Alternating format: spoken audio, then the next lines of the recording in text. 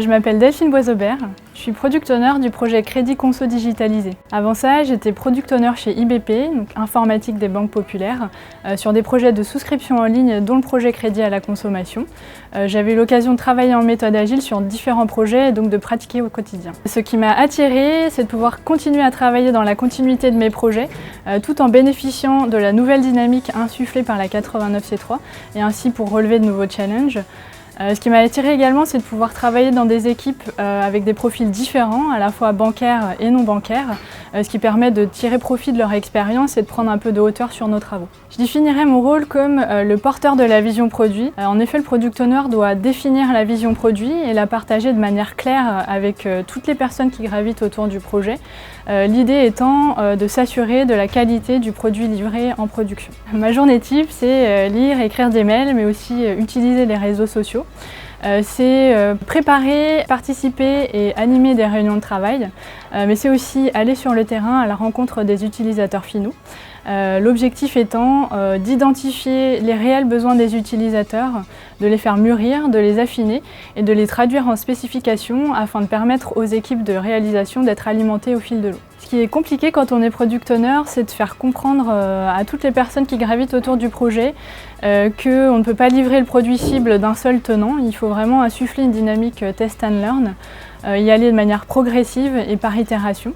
Ce qui est également compliqué, c'est de pouvoir fédérer une équipe qui n'est pas forcément colocalisée, issue d'univers et de cultures différentes et qui n'ont pas forcément la même appétence à la méthode agile. Ce qui est compliqué également, c'est de faire face aux différentes sollicitations. Le PO est effectivement considéré comme le référent du projet. Il est donc très sollicité et doit gérer son quotidien en parallèle. Ce qui est génial quand on est Product Owner, c'est de livrer une première version de son produit en production. C'est effectivement à partir de là où on va pouvoir commencer à mesurer la satisfaction des utilisateurs finaux. On va pouvoir prendre en compte leur retour et pouvoir ainsi alimenter les itérations suivantes. Une joie de Product Owner, c'est aussi de disposer de circuits courts de décision. C'est vraiment ce qui permet de faciliter le travail du PO au quotidien. Mon plus gros fail serait de livrer une version de produit en production et de me rendre compte que ça ne répond pas du tout aux attentes des utilisateurs.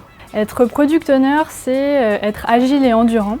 Il faut en effet savoir s'adapter à un environnement complexe et en constante évolution, tout en gardant l'endurance nécessaire pour atteindre notre objectif qui est la satisfaction du client. Pour être Product Owner chez nous, il faut savoir s'adapter au contexte et à ses interlocuteurs.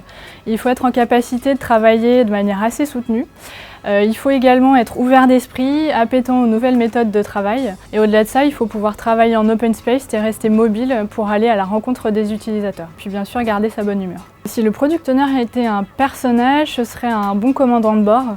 Il doit faire naviguer son navire à l'aide de son équipage au travers les flots et les tempêtes, tout en s'assurant que les voyageurs passent un bon voyage et en les rassurant sur le fait qu'ils vont arriver à bonne destination. La recette secrète pour être un bon Product Owner, c'est de s'apercevoir qu'on ne peut pas y arriver seul.